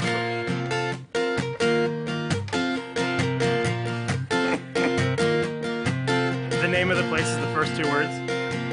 Twin Peaks. Twin Peaks, it's your ultimate sports lodge with a menu that matches. Pair any of their made from scratch menu items with a frosty 29-degree draft beer served by a beautiful Twin Peaks girl. I don't know her name, but you're in for a legendary watch and experience Twin Peaks. Eats. Drinks. Scenic views. That's beautiful. Well done, sir. There you go. That's probably better than I could have done. Yeah. Yeah, a little bit. Well, you didn't try. Why don't you grab the guitar and see what you Are do? they going to be mad that it got sung? No, They're no, gonna be no. furious. That might cost us a sponsorship, but I think it was worth it. Okay. That's what I think. Dude, you're so good at that. Writing songs. Is it hard for you to get? I mean, it looks like it's so simple, so easy. I mean, I don't know if it's easy. It's like you learn basic theory and you just kind of figure it out. And so if I'm just like, yeah, can you write a song about the Detroit Cats? Go. I mean, so it's something I like to do, and it's something I did for a while, and it's just in my. like improv, you mean? Because that. Well, no, I mean, I know what key I can sing and what I can. I mean, I guess it's repetition. Repetition is the reason that I could do it. It was actually funny. I was listening to one of Darren's. I was listening to Grind Time. I can't tell you which episode it was because Michelle was listening to it first, and I came in, and he had 3 comics on, and this one guy, and it was a really funny, cool old white guy moment. There was this guy, and he was sitting right there, and he was like, yeah, he's like, and Darren's like, oh, you play guitar on stage, you're a musician. He was like, oh, yeah. He's like, yeah, but he's like, what I do is I do this thing where he's like, I'll go up there and I won't even play a full song. I'll play like 2 or 3, short little lines and whatever. And I'm like, he's like, yeah, that's how I do it. That's what I think is good. I'm like, you motherfucker. Like, that's my fucking, like, and I'm like in my bed shouting. And I'm like, are you fucking, like, that's your thing? That's That's not your yours? fucking thing. And then, Shut up, sir. And then 2 seconds later, he goes, yeah, Newberg does that. Newberg was the one who I learned that from. And I was like, okay. Yeah, this guy's And then great. I'm I like, love this guy. I'm like, this guy gets it. Justin gets it. That's funny. That was funny. So do you ever do that? Like, just try to write a song on the spot, improv style, or do anything like that on stage? Oh yeah, I mean, I can always pretty much pull it off. Really? Yeah, it was weird. There was when you were in town, I had right when I got off Confetti, I had this 6-week period where I messed around with weed, Yeah. heavily, and it fucked me up because it was I was not able to I'm pretty quick thinking. Yeah. And it's just I've Slowed always you down been, just enough? Oh, it slowed me down to the point where I hated it. I was on Yeah. stage a couple times and I was like, if you ever go back and listen to my Russell Peters interview, that was the worst interview in my head because I was like, hey buddy, we should do the show. You should do my show. And he goes, absolutely, we'll do it in the morning. I go, great. And so then I took 2 edibles. And then I after I got off stage and then he got on stage. So he did an hour. So we get back to the hotel. His room's across from mine. I'm right here.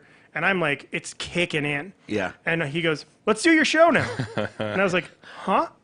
He's like, let's do it. So you can hear me on the podcast pausing and Really? Oh, it's noticeable. See, I thought that was a great interview. It was because he talked most of the time. Yeah. I got out of the way. Yeah. But see, you're learning, man. That's the best Get thing you out of can the do. way. If you've got a guest on, let them shine. yeah. You get all the credit when you have, Jay and I get all the credit for whatever you do here. Mm-hmm. You know what I mean? We had Lindell on yesterday chirping for 40 minutes straight. Wow. Barely a word in edgewise. Yeah. I think you asked 1 question. I maybe asked 2. Yeah. Just let him go. Yeah, he seems like a talker. A Little bit. little bit. But he's so funny. It's I talked to Dawn. Yep. Yeah. So it was so funny. It was you were like, oh, I hooked you up with Dawn, and you talked to Dawn and whatever. So I talked to Dawn, and she sends me over the pillows, and she sends me over the Keys or sheets. the sheets. Yeah. The sheets, whatever. And they were great. And then I'm and I have that piece of paper, and I'm reading it, and I was like, but then in addition to that, because I said the words "My Pillow" out loud, I had 71 ads on Facebook for My Pillow, and There you go. they're all over my phone and all over YouTube Yeah. and whatever. So I was like, oh, a lot of people obviously do this, and everyone. And then she sent me over 6 different examples of people with use this promo code. I'm like, this guy's smart. He's got everyone on earth hawking his product. That's brilliant. Yep. I'm like, the only thing I can do is come up with a catchy jingle. Yeah. So when I came up with have you heard my Pillow No, jingle? no. I want to do it on your show because people will hear it. Yeah. It's pretty funny. But I wrote it She was like, yeah, well, how is the content, blah, blah, blah. I said, you don't have to worry about content on anyone's show but mine, Dawn. Right. My show's the only one that can possibly fucking get you in trouble. So Right. Newberg is fine. Okay, so here you go. This is my Pillow commercial jingle. My pillow, my pillow, my pillow. Whose pillow? My pillow. Tom. It's fucking brilliant. It's so like I had this guy named Bert, a buddy of mine, reached out to me and he goes, hey buddy, he's like, listen to your podcast. Go fuck yourself for the My Pillow jingle. he's like my kids sing it, and it's like hilarious because it's like it's just funny. And his kids are gonna keep seeing Mike Lindell on the TV, and it's gonna remind them of the jingle. I mean, like, look, I don't know if I'm gonna sell any pillows for them. I'm gonna continue. I love the pillow. I brought it with me because it's like a great travel pillow, and but like. Whatever, but if they ever heard that, my jingle is way better than their My Pillow jingle. Dude, if Lindell heard that, he might. What do you want? I'll give you $1 million right now for it. Dude, make sure he hears it. Let him hear it. Can you record it and send it to him? Yeah, for sure. That'd be great. You could send it to Dawn. She's literally right outside his office. Can you cut it up and send it to me? Because I can't. I don't know how to do that on my own. Like from what I just did. For sure. That's great. Yeah. He's actually supposed to be in Detroit in the coming weeks. Cool. And so she was like, I'm on it. We'll get, try to get him in studio with you guys and blah, blah, blah. Yeah, So was he like recovering drug addict, now CEO? Is that his angle? Recovering drug addict, crackhead, man, hardcore, got cut hardcore. off by his dealers. But like that's so like one of those things where it's like knowing nothing about him and not speaking about him specifically in any way whatsoever. But like, if you're gonna come up with the best pillow ever, it's going to be because you're a crackhead. You're like, man, I need a good pillow. I'm tired of sleeping on the floor, on the cement. I want myself a good pillow I can take with me. If I throw up, I can wash it. he's so funny, man. We were talking to him, and he's like, when I had the idea and I needed to pitch it, I needed angel investor. He needed money, and he needed like 30 grand. And he's like, I get into a room, I got 5 guys there, and I'm gonna pitch them and tell them my story. And he's like, I start out and I said, my name's Mike Lindell. I'm a recovering crack. I used to be a crackhead and blah, blah, blah, blah, blah. And he goes through a couple things, and one of the guys is like, so when did, it's great. When did you get off crack? Last Tuesday.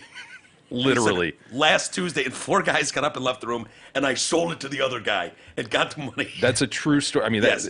That's amazing. He told it Last exactly like that. Tuesday. That is in our members area. If you're not a member, go become a member just for that. Him telling that story, it's awesome. He told it in a hallway. In a hall, in I My Pillow didn't even know that headquarters. was in there. Yeah, the it's in members there. Oh, that's Yeah, awesome. Brilliant. It's really great. Isn't that awesome? Yeah, I mean, like, ideas are the greatest thing in the world. You know, it's like, there's no other reason. Like, every idea that you look at that succeeded, like gum. Imagine the first person who pitched gum. Just keep chewing it. Yeah, Just keep chewing yeah. it. Wait, when do I swallow it? No, Nope, don't just stop. keep chewing Yeah, it. just- I need another one. No, you just put it in your mouth 3 minutes ago. You Yeah. gotta chew. Every dumb idea was someone else's like brilliant idea first. There's so many like, Gum. I know. I often think about like, I look at some gross looking shellfish or something. It's like, who was the asshole? Yeah, who thought of that? first went? I'm gonna try and bite that thing. I'm gonna eat that. Well, I think of that with weed. How much shit did you smoke before you came upon this great Gross. this great drug? yeah, Yeah. absolutely. Getting It's- sick off stuff. Yeah, Ugh. smoking all kinds of Yeah. plants before, and then Then imagine the hits. joy Yes. when you hit weed. It's like, Eureka! oh, I knew one of these was gonna have the good stuff in Oh it. man. yeah, have you guys seen the documentary on Netflix, Murder Mountain? Is that the weed one? No. Yeah. No, I see it go by, but I'm It's not great. a weed guy. It doesn't so- matter. It's great. It's Yeah. it's such a great thing. It just talks about the Humboldt area, and it's so funny. And it talks about how these people moved up there and how weed became successful because these original hippies decided to go to like Pakistan and smuggle seeds back from Pakistan. Like Really? back in the day, there was all these like hippies, like you see them in the movie. They're all wearing cut-off jean shorts, no shoes. They're all Yeah. building a house together, and then like they're like this commune type vibe. We all share the same toothbrush, but everything really started to took off when Jack went to Pakistan and came back with some seeds. Yeah, And that's like how Humboldt became like this huge thing. It's a great oh, story. that's funny. But That's it's like- really funny. Somewhere, like, can you just imagine prior? Like, that's just the like. I think that's actually part of the stuff that I'm sprinkling into today's episode. The ridiculousness of all ideas and how without any support, no one would be doing anything. Oh, I know. If you break down a TV show plot, Anything. and it's like this, who the fuck Anything.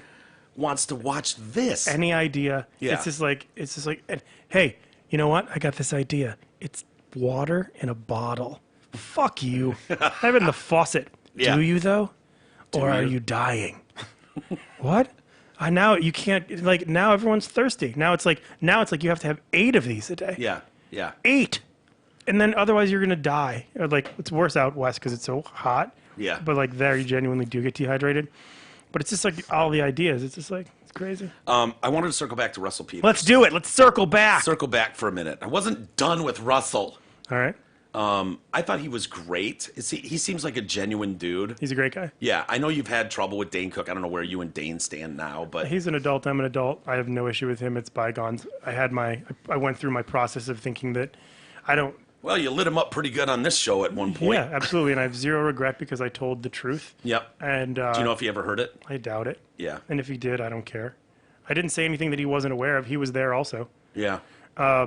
So, Because but Russell's coming to town soon. Are you going to on help the 14th, Yeah. I asked if I could open, and he's just had a kid. And I've never he's always asked me to be on shows. I've never, ever asked him because there are 100 guys who bug him for. Yeah, opening and- slot. But it's at the Fox, right? Sure. In Detroit. I mean, that'd be... He's been so nice to me. I said to him when he was playing Madison Square Garden, I'd love to see you there. He flew me out, put me up so I could watch him. Like, I can't. Wow. That's not a dude who I can just ask and then say. And, Sounds like you can. Yeah, I guess. But he's so generous and he's so hardworking. He's so funny. And if I see him before then, I'm not going to bring it up. I brought it up. I texted him, and he responded. I said, "Hey, I saw you're playing Detroit. I'm super excited. If you don't have an opener, please keep me in mind." And he wrote back, ellipsis, yes, which is not no, which Yeah. is not yes. But normally he'd be like, ellipsis, yes, What- the yeah. ellipsis. What yeah. is the That's ellipsis? the ... but normally he'd be like, yeah, buddy, let's do it, or let's not, or I can't do it, or so he didn't answer. Why don't you just say what time you need me to be at the Fox? I'm not gonna like. I'm When he so said, yes, just say what time are you going on, and I'll do the 30 before that. But I like him so much as a person and as a friend. It's like I don't want my relationship with him to him think it being I only want him to let me open for him. I mean, Yeah. I genuinely think he's one of the funniest people I've ever met in my life. Yeah. He's so nice. He's so cool. And Great he's stories. Great stories. He's super good at I'm gonna definitely try to get him to come on the show Yeah. when he's here. I'll definitely reach out to him. Love to have him in studio. I mean, that'd be amazing if we could get him to pop by. He does everything. Like he's so supportive of so much stuff. Yeah. And No, I love that. That's what it sounds like with him. Like he was not accepted by what you would think is the cool crowd in Hollywood, and so he's made $1 bazillion going, fuck him, I don't need him then. Yeah. And so you can tell he gives back to people gives back so much. by doing little artsy things or little podcasts. You know, like, hey man, I don't. He bought his girlfriend a Rolls-Royce convertible because she had his baby. If there's a picture of it, it's on her Instagram. It's the funniest thing I've ever seen in my life. It's literally his baby sitting in the front seat of this Silver Shadow convertible. There's a ribbon around it, and I'm just like, and I just wrote him. I said, "This is the greatest picture I've ever seen in my life." And he just wrote back, "Yay!" That's so funny, man. How did you hook up with him? I was on stage with the Laugh Factory, and he asked to come up on stage with me, and I didn't know who he was. I was like, "Why is this guy here with a suit on? It's the middle of the week." He has to come up with you. He asked, he's like, "Hey, can I come up on stage with you?" And he was walking towards the stage, and I looked over at Susan, the manager. She's like, And I was like, Yes. yeah. She goes, "Yeah." And I go, "Hey," and he goes, "Hey, buddy, I'm Russell." And I go, "Oh, yeah. What do you want to do?" And he's like, "Let's just do a song thingy." And I go, "Okay." And so, got to be kidding me. no, so we just did a song thing. He had fun with it. He invited me to do San Diego with him. I was like, sure. I thought it was a club. I got there. It was like 3,000 people at this mini arena or like outdoor shed. Yeah. I finished it, and afterwards, his mother said, "You're very funny," and she said, "Russell, you should use him more." And he went, Next listen to thing your I- mother, Russell. I didn't hear from him for like 3 months. I was in Vegas. I was hungover. I was there for 6 days. I get a phone call from Russell, and he's like, "Hey, buddy." He always calls me Jimmy. He goes, "Jimmy, it's Russell." He's like, "Do you want to come to India with me?" And I'm like, and I was half India. asleep. I felt like such an asshole. I go, Did he misspell Indiana? "No." I was like, "India." Yeah. I'm like, "Aren't you huge there?" So that's what I said. And he goes, "Yeah, I do okay." And I go, "Oh, okay, sure." And next thing I know, I'm in front of thousands and thousands of people in India. And So what do you do? Hop on a private jet with him, or does he fly you commercial out there? No, we fly in these like Singapore Air apartment style first class. Yeah. Like you literally when you're those ones where you have like a room almost in that you bubble have bed. your sleeping space is probably the size of this table to the wall, and it's your own individual thing. It's a bed, it's a television. You have room to walk around in it. The first class cabin has a shower to your accessibility. They have these little tiny like miniature Sherpa type people in there. Like once you get out of the shower, they go in, they squeegee the whole thing down, and then it's completely clean for you for the next person you go in.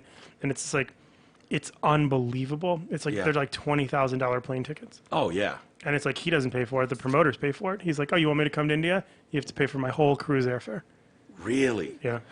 Good Lord. I mean, good for him, and it's great. But he's going to play a fucking sold out arena. He's going to sell out So, the Fox. you know- He'll sell out the Fox. Slam Dunk, if he hasn't already. He'll sell it out. Yeah. Oh yeah. I mean, some of those shows he's doing, like his last special, which was really good. I can't remember the name of it, but was really good. But place was huge. Yeah. When is he at the Fox? You remember? 14th. September 14th, or I think it's the 14th. is it September? Do I have that right, or is it? Yeah, I think it's September 14th. Yeah. Yeah. You got to do more shows with him. Is he pretty generous too? Oh, he's amazing. It's, I mean, as far as like pay, like I don't know what kind of money can a comic make opening for a show at Madison Square Garden? If you know. Yeah. It just depends on, it's like I would never blow him up because I don't know what he pays other comics, but he's very like, you're literally like, if it's any dollars at all, it's too much, because he's flying you, he's picking you up from a car with a car service from your place, taking you to the airport. You're flying first class with him and like 10 other people. Everything, you're staying at a 5-star hotel. You're having the most amazing food in a country and a culture you've never experienced before. Yeah. You have activities set up throughout the week, so it's like you're on this incredible vacation, and each Riding elephants and Dude, shit. how all that dope stuff. is that, man? It's amazing. And then, like, in addition to that, it's like in the evening, you get to walk out on stage in front of 12,000 people and tell jokes. They're in English. It's like the people understand you get away with everything. And then you get to watch him. It's like taking a class. Yeah. Like, you get to watch Dude, him how do it. incredible an experience. It's amazing. And it's like, I think I've done shows on his last 4 tours. Really. Yeah, and it's like And he's always been like that? It's always been cool, but I'll ask him, and like I'll ask to come out at the beginning, because it's like I'll try to help. I'll try to be like, oh, Russell, I saw this opportunity, and this was funny, and try doing this, and like I You can. mean sculpt his, because he's working towards a special? I've worked with him on 4 different specials. I've made probably 150 suggestions to the man. If he's used 2, I'd say that's a lot, but he'll Yeah. try them. And like Really? he'll try them. So what's an example of something like he's up on stage? I can't even be like, okay, let's say he'll tell a joke and he's I don't like. So you say that felt rushed, or there was No, another no. punchline in there? His timing is impeccable. Yeah. I'll say, what if you tag it with this, or what if you tag it with this? And if he laughs, he'll say, oh, okay, oh my god, that's cool. Or I'll go, no, that's not funny. Yeah. And he's like, and if he says no, it's not funny, it's like you can't really argue, and it's not personal. Yeah. But it's always like, that's one of my biggest thrills, is when a comic you give a tag to tries something and it works. It's just so validating. Yeah, yeah. And so you give him 150 suggestions, maybe use. I mean, over the years. Yeah. But he appreciates the suggestions, and maybe it will inspire him to do something different.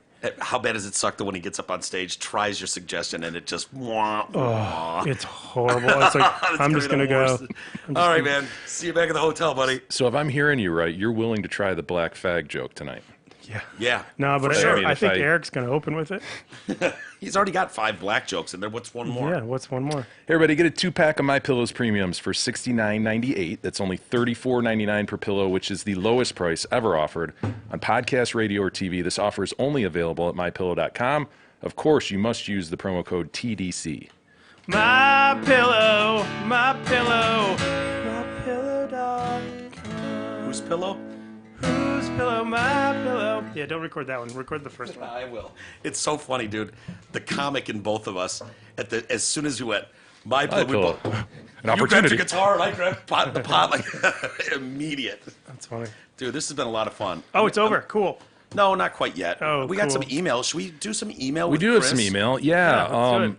Yeah, Chris sounds like And he's... hold on, should we let him give him an opportunity to do some shout outs first? Oh, yeah, absolutely. Who am I shouting out? I don't know, whoever you want. The City of Wyandotte? Oh, Whatever. yeah.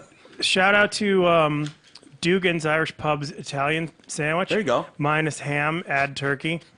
so good, with the Italian dressing on the side, and I can't have the ranch anymore. Can't do it. I'm off You the look ranch. great, by the way. Thank you. We haven't even addressed it, but you've lost a lot of weight. 24 pounds. Good for you, man. 24 pounds. I have this picture of me when I was at the listener party. Mm-hmm. That was on my computer with my motivation. I'm going to put it up once I get to. I was supposed to get to 210. I got to 212. Nice. But That was not that long ago, man. No. You've been working. I've been working. I was at 230. I was 237 when I was here Really? last time. I didn't realize I was that fat. Yeah. But like you just like you look at pictures, and you're like, Pictures are the worst. They're the meanest. Like, I don't They're the wanna most be in honest pictures. friend. They are. Because your friends outside of Jay will go, no, you're not fat. Stop it. Yeah, you're beat. You're not fat. Jay will You go, lost I weight do too, not. right? yeah, a little bit. How much do you lose? I don't know. I'm not even You're sure. noticeably thinner. Thank you. You would sweat when you would talk. Yeah, I sweat in your place. But Yeah, that was funny. But Yeah. I mean, it's funny that you're not sweating anymore. Were Yeah. you at the point where it was difficult to like tie your shoes? Oh, yeah. Yeah, that's the worst. That's the worst thing ever. Put on socks. Ugh. I was so glad for summer because I could put socks on. I don't have to wear socks. Oh my gosh, Yeah. it's crazy. I just like I got to. I was doing the thing where it's like, fuck, I got to go to the mailbox at the end of the street. God damn it. You know, like you're winded, out of Yeah. breath, you know. Yeah. I Yeah. try to do like I try to do like 20,000 steps a day. Like now, Do you have a Fitbit and all that? I have a phone bit. It's on All my right, phone. look at you, huh? But like, What did you do? What did you change? Obviously, ranch. oh my god, I gave up everything. I gave up pizza, Chinese food. I gave up. I'm out. I gave up ranch dressing, all candy, all sugar. I switched my. I gave up French fries. I gave up high fat, high fried food stuff. Carbs. No. Sounds like carbs. No, I still eat potato chips because I like fuck you. I'm not gonna not eat potato chips. Yeah. And it's pretty simple. My breakfast every day is a like this much of steel cut oats with vanilla yogurt. It's disgusting. Jay's getting hard right now, by the way. I love yogurt and granola. Yeah, but you know? I don't know. I didn't even put the granola in. Just oats. Grain-free granola. I mean, come on. Wow. Yeah. And then for lunch, I would have like a turkey sandwich with mustard, one piece Not of mayo. cheese. What are Yeah. you eating bread for, man? I It's like gonna bread. kill you. I like bread, but it's Leave like, him alone. but it's He's not. doing It's, well. but it's 12 grain high Is fiber it bread. Ezekiel? Is it Ezekiel? Yeah, you know the Ezekiel bread? Tastes like cardboard, dude. You'll get into it. If you keep going down No, I'm this not gonna do it. road, No, I'm you're just- going to end up with Ezekiel bread. Oh, No, God. but like okay, so then I do that, and then for dinner I always have black beans, red beans, broccoli, and onions sautéed. He farts a lot. No, I don't. No? No, beans don't bug me. But the best thing ever is when I started the diet at 237, my cholesterol was go kill yourself. My blood pressure was 210 over something, 210 over like one something, to the point where literally the doctor was like, "Damn, Gina!" Like it was crazy. Now, like I took my blood pressure, and then like when I went to see her and I lost 17 pounds at my 17-pound level. My blood pressure was regular high, and I took my blood pressure yesterday, normal, 120 over 80. Good for you. Fuck yeah. Sorry, when it gets bright in here, someone sent me a shade because the sun comes through and I'm getting Are you blasted. making fun of me? No. Or because I was being optimistic? No. Oh, you really are wearing that? Yeah. Because it's bright? Yeah, Yeah, right. it's the... Oh, I get it. Sad. So E, I really want you to do 5 minutes at least tonight, please. Yeah, it's fine. Okay, thank you. it's a good I'm boy. looking forward to it. I find you to be very funny. I like your take on stuff. Well, Yeah. here's the. I've taken summers off. I took the summer off because I don't make money off of it, and it's a lot of miles on my car and shit like that. And I do stuff in the summer, so it's just been I don't know. It's all right. Caught You're me off guard, I guess. Well, okay. Well, if you don't want to come and you don't want to do it, that's It's all fine. right. It's all right. Yeah. Be good Okay. for you. Okay. All right. Couple emails here, and this is good news Okay. because I think there's a non-conspiratorial reason for the Peppa Pig Google search. Okay. All Okay. right. Okay. Yesterday, I told a short story about going to Google, and I was convinced that my phone was listening to a conversation I had 10 minutes before. Yeah. Because I just wanted to know how tall is Zlatan Ibrahimovic, who, by the way, is 6'5", Right. and it plugged in Peppa Pig. And I'm How like, tall what? is How tall Peppa is Pig? Peppa Pig goes auto? And I'm like, that's crazy. Yeah. Well, because so- Peppa Pig is not normally a topic of but it discussion. happened to be 10 minutes before that. Right. Several folks have emailed me in and said, I think I can shed some light on how tall Peppa Pig is controversy. I follow a lot of meme pages on Instagram. They go through phases of posting memes about certain topics for a few weeks. Very recently, some of the major meme pages, such as White People Humor, went on a Peppa Pig spree when they found out that some random person had Googled how tall is Peppa Pig, and they got a 7'1" reading. So people were like, "What are you? Peppa Pig is 7'1"? It's a cartoon character." Right. So everybody was Googling Looks how like tall a is dong, Peppa doesn't Pig. it? Doesn't Peppa Pig sort of look Jesus, like a can you caboose? pull up Peppa Pig? I thought it's nose and then it's pink, right? It's off-putting a little bit. Yeah. Not very it's attractive, concerning. but- yeah. But that's where it came from, apparently, is everybody was Okay. searching how tall is Peppa Pig. Google, So Google was just probably a jumping the gun. coincidence. Strange coincidence, yes, but it was a coincidence. Yeah. Once that story hit the meme pages, they had an absolute field day with it. I think that's the reason it popped up. It's the top result in your search. It's because thousands of people have probably been searching for that same thing to see the result for themselves. But lest we not rest on our laurels, gentlemen. Okay, so there's Peppa Pig. Oh, cool. Which one?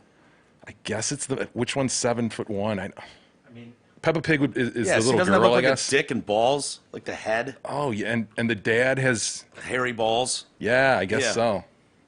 You can use that tonight on stage if you want. Chris. Let's Hairy not. balls. Yeah, Peppa Pig looks Yeah, like you a can dog. use black fag too. Yeah, definitely. That's for sure. Stack them both together. I would close with that black fag. I think I'm gonna open Black it with fag, everybody! Good night. Mic drop. Walk off stage. Now, we don't want to rest on our laurels, though, gentlemen, and say anything we want in front of our phones because Kim writes in. Hi, Jay. I've had so many examples of phones, computers, and cable listening to my conversations. Once, after lengthy discussion on TDC about Untuck It, started seeing their pop-up ads. This time I captured a Yep. picture. My friend and I met for dinner. She's single, doesn't cook a lot, so I asked if she'd ever tried Blue Apron or any of those other meal delivery services. She said she had, but since it's just her, they didn't really work for her because they had too much food, and often it was something that wouldn't be great for leftover meals.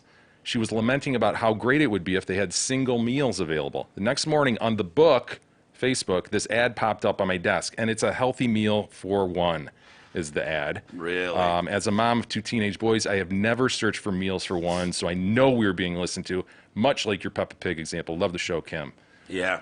It's happening, gentlemen. It's all Scary. over the place. Watch The Great Hack if you haven't seen that on Netflix. Oh, yeah. Did It's you great. watch it? Mm-hmm. It's amazing. Like it's about Cambridge Analytica, Yeah. and I never knew like we'd hear that word and the election was rigged or Cambridge Analytica and data and I don't know. I'm like okay, but I never knew what it meant. It's a 2-hour movie all about it and exactly how Cambridge Analytica worked and how they were working for Trump and his campaign to target people, not people that like it's so dialed in, dude. Facebook knows so much Yeah. about you that they're able to. They know your next move, right? Yes, They know what you and- want next. You search this, so you want this. You're going to ask for this. Yes. Boom. And so they were able to pinpoint these 2,000 people or 200 people in this district, in this zip code, are on the fence still. Yeah. We can fucking target the shit out of them.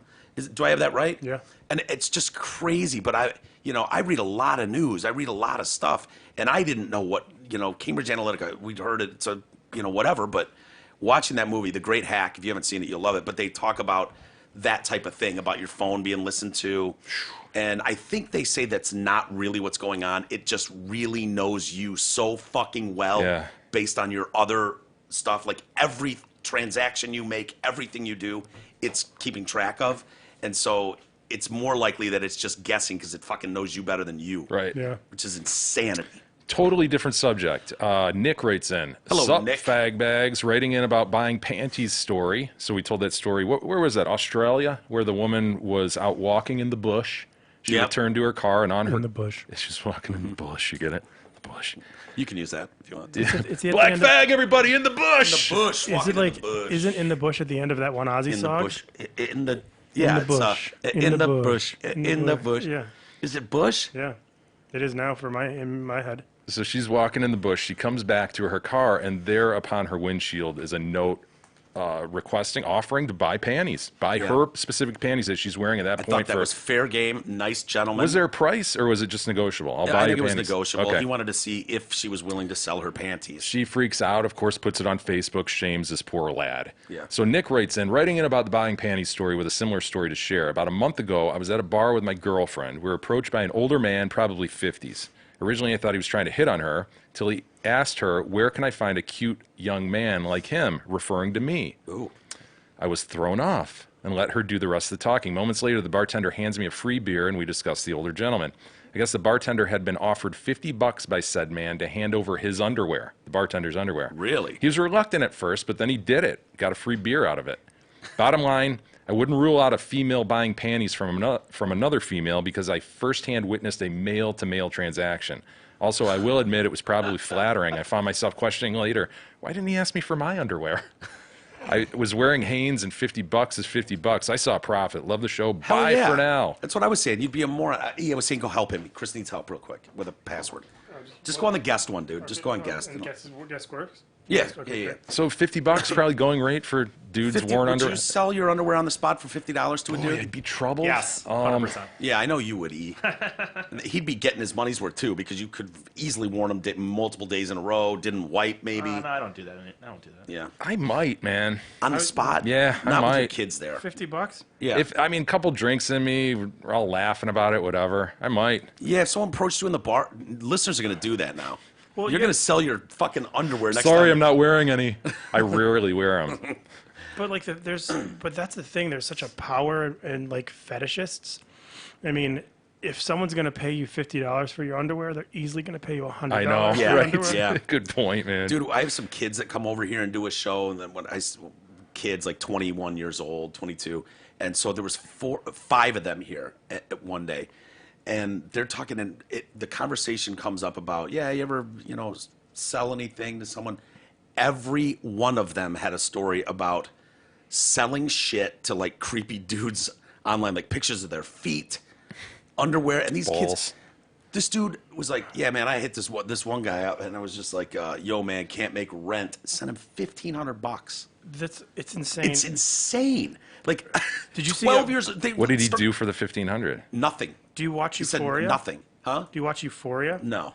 Okay, so Euphoria it's on HBO. It's amazing. It's one of my favorite shows. It's written so well. It's very youth oriented. It's like definitely like it makes you super glad that you're not in high school for many, many, many reasons. But like there's this one girl on there who has a webcam, and she's this heavy set girl.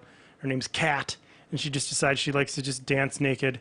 She's a big girl and wear a mask.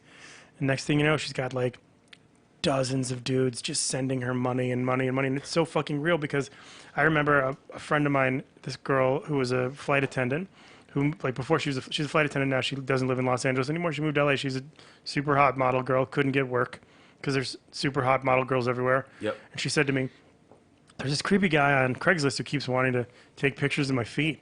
She's like, he keeps offering me like $100 just to different poses for my feet. And I go, ask him for 300. And she goes, shut up, I don't want to lose the $100. I go, ask him for Ask him 300. for 400. And the next thing I know, she's getting $1,000 Yeah. to take pictures of her fucking feet. Can you imagine? It's unbelievable. Yeah. The drive is strong. The urge. There is a market, women. If you're out there, you could open like, hey, you know how you'll give the show notes to anybody? Yeah. Like today's panties are available. Yeah. First one that wants them for It's, $300. you know what, dude? It's crazy, and it's like I Just have get a new pair of panties every day, wear them, and then sell them at the end of the day. Some dude will buy someone it. will want to buy them, Fuck yes. and it's like they'll. High heels, everything. There's a couple. There's a comic. Kate Quigley. She's a comedian in L.A. Very pretty girl, very successful. Sells her underwear sometimes, or she did. I'm not saying that I know this. No, she did it. It was a post of hers. She's like, hey guys, should I do this for whatever? She might have done it. I don't know. It's like I think she made the money. Yeah. And it's not a diss. It's just like no one's gonna be like, Newberg, I'll give you $100 for your panties, but like, yeah. but that's because it's just not a market. Because dudes would just be like, all right, that's fine. Yeah. I don't care. You can just have them, man. Yeah, it's fine. whatever Sniff you do, away. buddy. I've been there. I Yeah. saw season 3, Little House on the Prairie. I get what makes you hot. I get it. Girls could probably, now that I'm thinking about it, they could sell everything. Anything that's touching your skin. Bras, Anything. panties, shoes. Ladies, crazy. there's a market out there for you. Throw it out there. Hell, Michelle said she's almost here. Oh, she's coming by? Michelle Dion. She went to get her hair did. Oh, nice. And then, I will buy her panties for $500. She'll She probably. doesn't wear panties. She doesn't. Oh, she's here. She is. Tell her to come in. Come in. We're wrapping up anyway, so. Well, she'll probably want to say hi. I was going to say we'll save the rest for tomorrow, but I guess we'll wait for Miss Dion to say hello. Slow down, sweetheart. She said Hot to chicks. come in. She said nothing. So She's still typing? Yeah, it's She's the still typing. thing. All right, hang on, everybody. She's still typing. She's still typing. Why don't we just call her? Okay, just call her. Why don't we just yell to her? She comes Hey, in. Michelle, come downstairs. She says it's locked. It's not locked. Where's she at? She's Front at the door? front door. Jesus, go home. It's not locked. She's just weak. I was gonna say. She's not the best with locks. Really? Hey, in the meantime, Nick writes in. Oh, you're calling her. Yeah. Hello. Hi. It's Michelle Dion. Michelle Dion. Hi. How are you? Good. Are you guys recording? Yeah, you're on the air. Probably should have told you that. What's up? What's going on? Hey, oh, Eric just let me in. There you go. And she hung up on And you. she's gone. She's like, fuck your dreams. Do you want to play a song really quick? No. I Why? mean, yeah, sure. Do you have anything in mind? You brought your guitar. That's a beautiful Taylor, by the way. Thanks, buddy. Yeah. Um, Hey. Super hot girl. What's going on? How you doing, dude? sit over there, sweetie. That's where the Yeah, headphones that's are. where the microphone is. Just got my her did. I like your her. Thanks. Yeah. Get the camera on her for the rest of the time so people can see what hot LA chicks look like. What's the first word of What Up, fam? I'm What? So, That's your no, word? that's mine. I don't know. Jesus, it's been a while. I don't know. You know what? You sent it to me. All I other need day, is the first 'cause I need- lyric. Yeah, hold on. We should know Oh, this. I hope you don't mind. Hope we're still cool. What up, fam? Yeah, that's all I remember. Oh, No. I'll make up a version. I'll make up a new Yeah, version. do you remember your part? yeah, I remember my part. Okay. Okay, I'll make up a Jay telling me analytics version. Hey, buddy. Okay, ready? Hey. So this is a Jay giving me analytics version, and I'm Jay speaking. Okay. Okay, we'll just do one verse, one chorus, then we can go because we've been here for a long time. Yeah. Okay, ready? McCarty's waiting. He's like, let's go. Wrap it up, Yeah. fuckers. Okay. I was watching online, Yeah? and you're a dude. Thank you. You're welcome. Hope you don't. Okay, I send you your analytics. You did really well. What up, fam? What up, fam? Whoops, I made a mistake. No, you did not. What up, fam? Actually, people watch less in the summer. So don't jump off the building, even though it's a bummer. What up, fam? What up, fam? What up, fam? There you go. That's the J verse. It's a minor typo. Minor typo. Minor typo that almost had him leaping off a building. Nice work, Jay. Thanks for having me on the show, y'all. Of Thanks for course, coming, man. man. Have fun with Darren I will. on Grind Time. Michelle, you're beautiful. Thank you for coming by. It's nice to see you Thanks. pop in. Nice to pop in. You for a coming sec. by tomorrow? Yeah. To of hang course out? we're Going in the pool. Hell yeah. Yeah. All right, we'll do it then. We'll see everybody today, 7 o'clock at Ridley's Comedy Castle. Walk up, buy tickets. Tickets at are the there. door. 20 in advance online, 25 at the door. So we've got comedycastle.com, 248-542-9900. We'll see everyone tonight. Thanks for joining us. We'll do the show tomorrow. Mike Massey will be in studio playing guitar and singing too. So look forward to that. See you guys tomorrow.